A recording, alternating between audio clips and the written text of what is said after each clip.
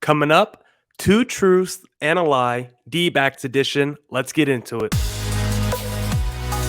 You are Locked On Diamondbacks, your daily Arizona Diamondbacks podcast, part of the Locked On Podcast Network, your team every day.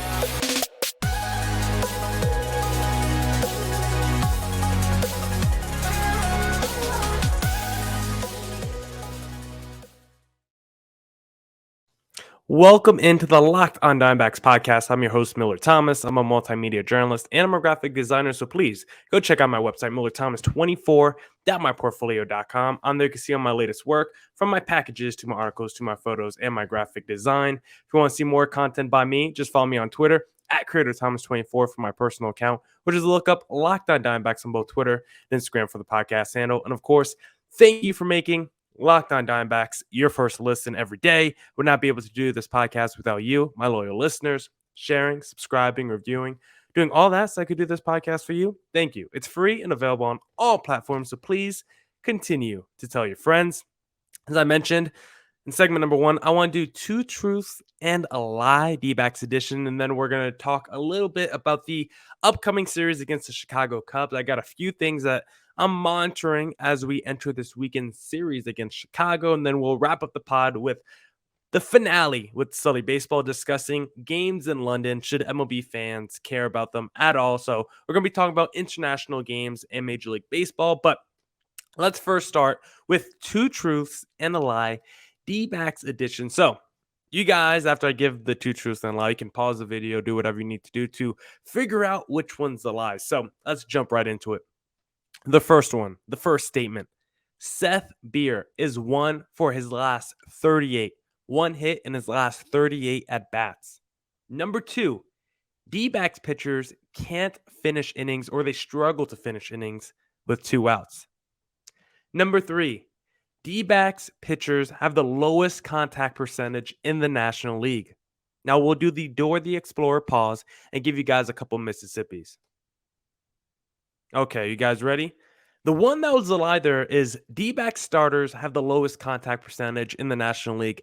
That is not true. The D-backs pitching staff has the highest contact percentage in the National League, not just their starters, but their overall staff have the highest contact percentage in the league. So not the lowest, but the exact opposite, actually. So let's go through each statement and talk about each one.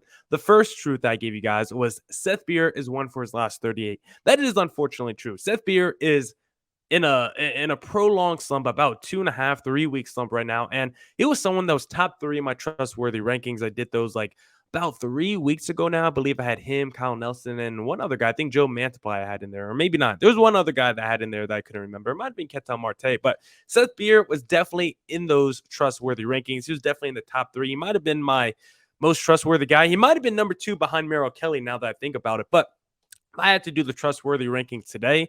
I want to do it maybe the 25th, the next D-backs off day. I think it's the 25th of May. I think that's the next time I'm going to update my trustworthy rankings.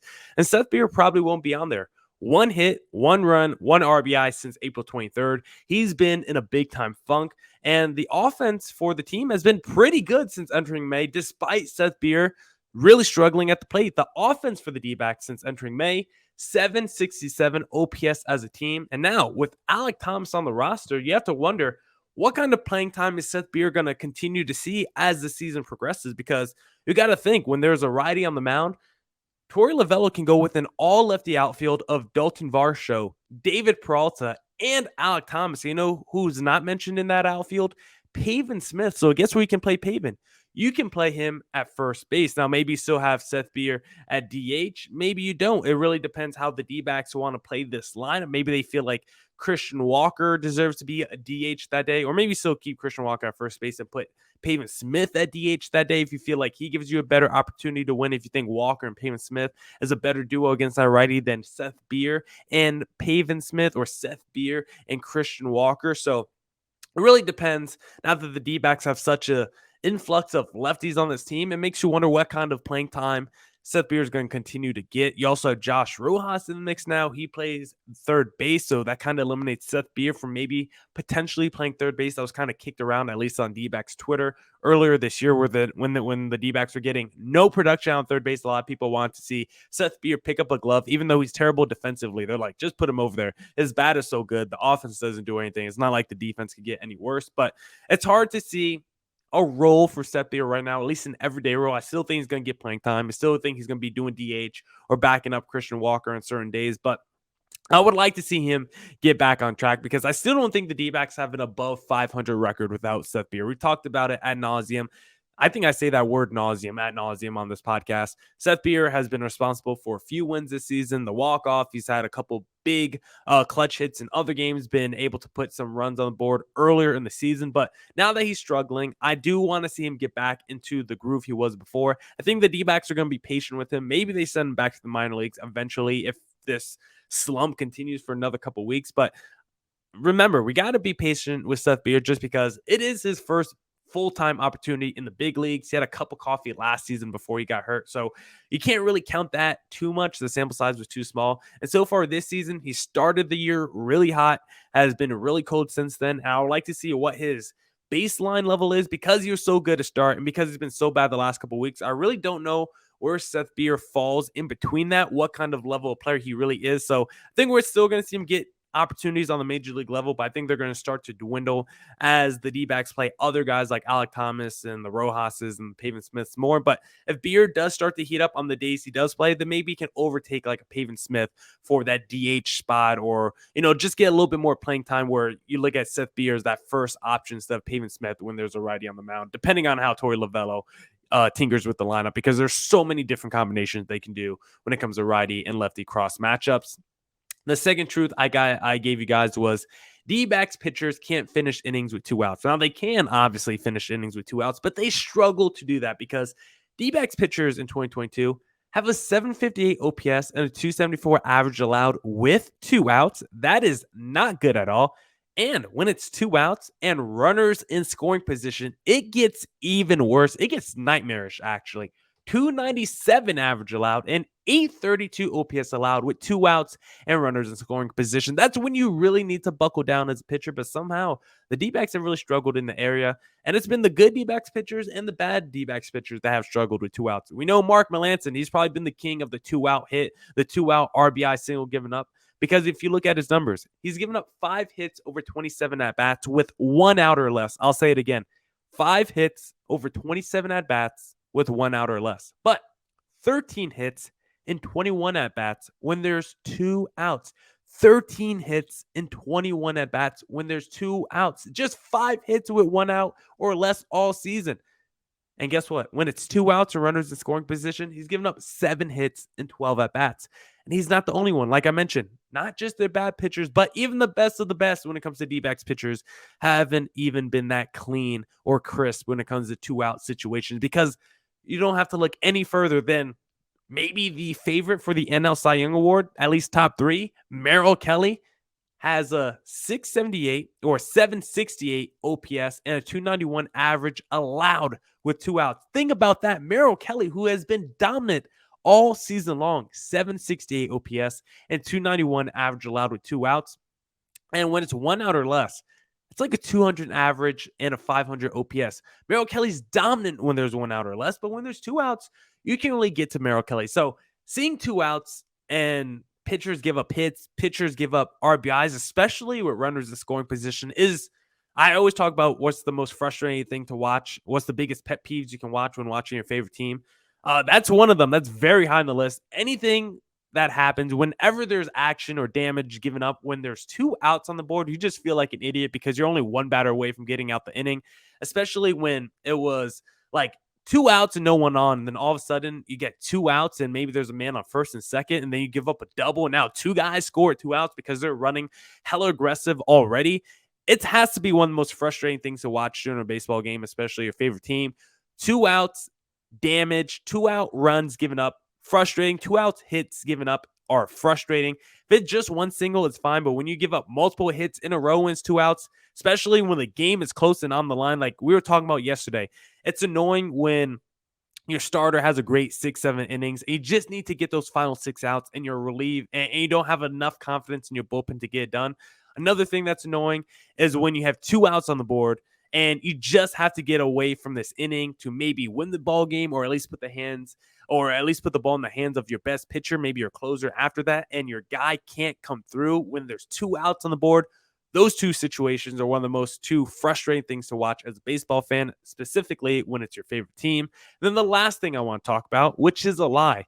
The D-backs have the lowest contact percentage in the National League. No, they actually have the highest contact percentage given up by their pitchers, because D-backs pitchers, surprisingly, you wouldn't think they have the highest contact percentage allowed just because the rotation this year is second best in baseball. But most of their pitchers, rotation and bullpen, like to pitch to contact. Like, you look at their starters, like the Zach Davies, the Merrill Kellys, the Humberto Castellanos, they all pitch to contact. Mark Melancon, Ian Kennedy. A lot of these guys are single ball pitchers, guys who can't throw very hard. So they need a pitch to contact, hopefully induce ground balls, lazy fly balls. That's kind of what they need to happen to be really effective pitchers. And so far it's worked out for the D-backs, because 274 batting average on balls in play this season, which means they've been getting away all year, which means they're actually pitching well. When the ball's in place, the average of those balls are really low. So it's making sense. Like, when the D-backs pitchers are giving up the contact, it's going right to the defense, and they're producing the weak contact that you want to see from the pitchers when they're pitching the contact. So they're getting the results that they want to see. And it also means the defense needs to be on point, because if you're pitching a contact, there's going to be a lot of ground balls. There's going to be a lot of fly balls. And you got to have a very good, solid, stable defense behind you. And the D-backs defense can be pretty hit or miss at times. If you have Rojas and Perdomo on the left side of the infield, your defense is going to be elite. If you got Pavin Smith in right field, your defense is going to be kind of shaky. So it really depends who's out there on the field, on the diamond, when it comes to defense behind these pitchers, because these pitchers love to pitch to contact. But so far, it's worked for the staff. So I can't get too mad at them. I would rather them strike out people, because the strikeout percentage for the D-backs rotation and bullpen is pretty low in baseball. I think they have a top 3 worst strikeout percentage in the National League, but they're pitching to contact. They're getting out, so not allowing runs to score. So I can't be too mad. So 2 truths and a lie, D-backs edition. Now, I want to talk to you guys about things I'm going to be watching for this weekend against the Chicago Cubs. But before we get there, before we get to the weekend, I'm a little tired from the work week, and I think I need a boost. And the best place to get a boost is built.com, because they have these things called Built Bars, which gives you a bigger boost than anything you can eat, because it's a protein bar, not a candy bar. But that's the thing about them. You think that you're eating a candy bar. I'm a health conscious guy. I try to work out every day. I try to, get in the gym, lose some weight, get in shape. But my biggest issue is I have a sweet tooth. I love candy. I love junk food. And Built Bar comes in handy because it tricks me. I think I'm eating a candy bar when in reality, I'm actually eating a protein bar that's low in calorie, low in sugar, high in protein, high in fiber, great for that keto diet. If you want your own Built Bar, just go to built.com. Use promo code LOCK15 for 15% off your next order. Promo code LOCK15 for 15% off at built.com. And thank you for making Locked On Diamondbacks your first to listen every day.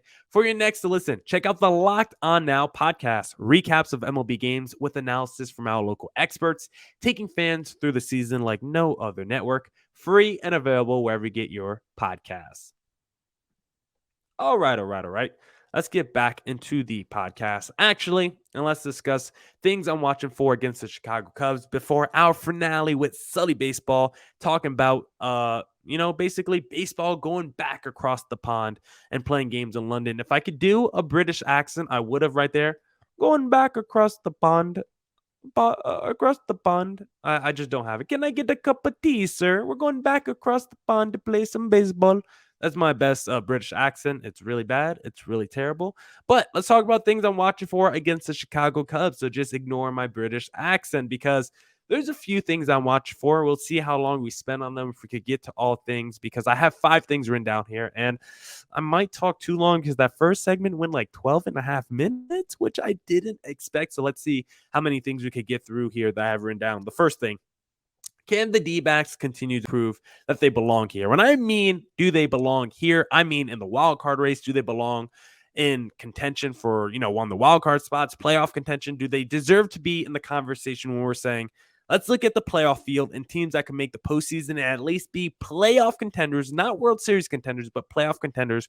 What is that field looking like? Do the D-backs deserve to be in that conversation? I think a weekend series like the Chicago Cubs, if you take 2 out of 3, you are starting to assert yourself into that conversation. They're already kind of there. We've talked about it with Sully baseball. I mean, they're 2 games above 500, but the Chicago Cubs present another good test because it's not like they're a great team. The Chicago Cubs, I think, aren't going to be a very good team. I think by the end of the season, they're going to have one of the 5 worst records in Major League Baseball. And you look at the stretch of games for the D-backs after the Cubs, it's really not too bad. You played the Cubs this weekend.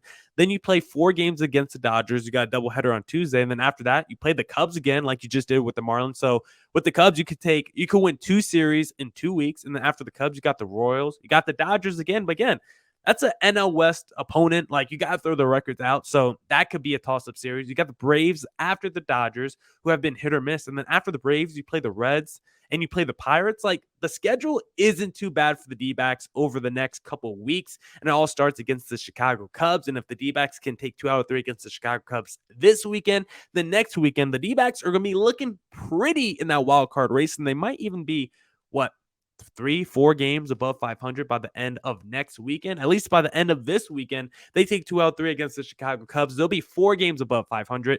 I would have to check. I'm sure D-back stats and facts, our friends on Twitter, will have the last time the D-backs were 4 games above 500. It's probably been like 4 years. So I would love the D-backs to get to that point, continuing to increase the margin between, increase that space between their wins and losses. Basically, I hope they just keep stacking wins and keep limiting those losses, because I want to see the separation between those wins and losses get a little bit greater. Just 2 wins separating the wins and losses between the D-backs record right now. That's not enough. We need to go more than just 2 games above 500. Let's give ourselves a little cushion, and we could definitely do that against the Chicago Cubs. Excuse me, I had a little cough there. My throat is getting dry. Next thing I want to see, do we see Mark Melancon in the next save opportunity for the D-backs? Because I don't know. He's struggled in 2 of his last 3 outings, basically giving up what? I don't have the exact number, 6 or 7 earned runs in his last 3 outings. And 2 of them, he only gave up earned runs. But still, that's a lot of earned runs recently. It makes me wonder if the D-backs going to trot him out there the next, high leverage moment they have, the next save opportunity they have. Are they going to put Mark Melancon out there? Or are they going to put someone like Ian Kendi out there? Maybe put Mark Melancon in a 7th or 8th inning role to help build his confidence back and kind of boost him up a little bit. Or maybe they put him in a 9th inning when the D-backs are up 4 runs, something like that. Who knows what they're going to do? And they could quite possibly, next save opportunity, just put Mark Melancon back out there and say, that's how you rebuild your confidence. We're just going to put you in the exact same situation, and hopefully you could get out of it this time. So very curious to see what the D-backs do with Mark Melancon. We've seen Ian Kendi get the shakies, and the D-backs have stayed, with him basically and haven't faltered away from Ian Kendi. So let's see if they do the same thing with Mark Melancon, because he was pretty good before this most recent outing. Before the 2 of the last 3 outings, Mark Melancon was good on the season. Now, he was giving up hits with 2 outs like I've been talking about, but he wasn't giving up earned runs until recently. So hopefully it was more of a blip and just a bad, couple outings for Mark Melancon, as opposed to a trend of past their prime pitchers continuing to just falter for the Arizona Diamondbacks. The next thing I'm going to be keeping my eye on is, how will Torey Lovullo continue to tinker with the lineup, specifically Alek Thomas? Because as we talked about, Seth Beer has been cold, so maybe he doesn't get as much playing time as we normally are accustomed to. Do we see the big 3? Do we see an all-lefty outfield if there's a righty on the mound? Do we see Alek Thomas move up in the lineup? Can we see a Thomas, Varsho, Ketel Marte 1, 2, 3 eventually? I mean, Marte's been batting like 6th and 7th a lot, mostly 6th, and then you have Thomas batting 8th or 9th a lot. Like, I would like to see them in, at the top of the lineup. Also, Jordan Luplow has been so good recently at the top of the lineup. The bottom of the lineup has actually been producing a lot for Alek Thomas. So maybe that's really the thing I'm watching out for. Will the bottom of the lineup continue to produce, specifically with Alek Thomas there? Because he's been a catalyst in that 8-9 hole. It's basically like having your leadoff hitter once again coming up to the plate. He's been driving in runs and getting on base from those 8-9 holes. So hopefully he can keep it going. I want to see how the D-backs utilize him. Maybe they put him back at the top, or maybe they keep using him as a catalyst at the bottom. Plus, you're going to have, does Perdomo get some playing time this week? If there's a lefty on the mound, maybe sit Rojas. There's just so many things that Torey Lovullo could do with this lineup. So very curious to see what he does, because Perdomo, it's kind of bleeds into my next thing that I'm watching. If Perdomo does get playing time, one thing I do want to see or I'm watching out for is, can Perdomo finally keep a ball in play? Because how many near home runs did we see from Perdomo in this last week? Like 4, 5? How many foul balls down the right line have we seen from Perdomo where it feels like it goes 395 feet, but it's a third deck foul ball, and he's crushing these balls. He's turning on these balls, but these balls are not staying fair at all. So for Perdomo, who does not have a home run yet this season, I want to see, can he finally turn on a ball and keep it fair? Because I feel like he swings a nice bat. Like, I know the numbers aren't pretty for Perdomo, but he gives, honestly, a top 2, top 3 plate appearance on the team when he goes out there. He sees a lot of pitches. He knows how to get on base. He has a strong command of the strike zone. Feel like he swings at good pitches a lot of times. He just makes contact and it just goes right to where the defense is, or it goes out of play. So for Perdomo, I want to see if he can keep a ball in play and finally get that first home run off his chest. And then the last thing I'm watching out for, I guess we're going to get to all 5 today, is Nick Ahmed. He's someone like Seth Beer who has been struggling over the last couple of weeks. 7 for his last 33 and 2 for his last 14. Can he get back on track? Because I said at the beginning of the season, Nick Ahmed is someone who I don't want to see get a ton of playing time entering the year, because I feel like he has no offensive ceiling, and his defense, as great as it is not good enough to make up for his lack of offense. And then he came back off injury and just made me look like a fool those first couple of weeks with home runs and big hits left and right, 8th inning bombs. But like I said, the last couple of weeks, he's been really faltering. And Perdomo, he gives you great plate appearances. He gives you the same level of defense, and you're going to have Rojas most likely at third base. So I could still make the argument that maybe Perdomo should be playing over Nick Ahmed. If Nick Ahmed continues to struggle, if he doesn't get back on track, I'm fine dwindling his playing time over the course of the season. But we'll see. Maybe he'll get back on track, and I'll have to type out a second apology form for Nick Ahmed. If we get there, I'm not afraid to admit when I'm wrong. I hope Nick Ahmed is able to break out, because I'd rather have breakout players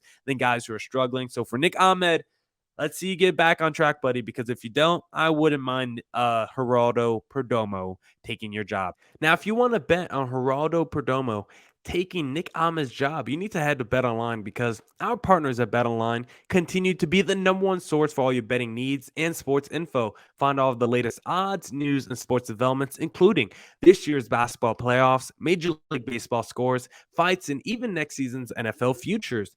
BetOnline is your continued source for all your sports wagering information, from live betting to playoffs, esports, and more. Head to the website today or use your mobile device to learn more about the trends and actions.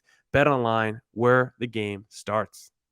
That's it for this edition of the Locked On Diamondbacks podcast. Thank you to everyone who tuned into today's pod. Come back next week for more Diamondbacks news, coverage, and insight. And as always, stay safe and stay healthy. Deuces!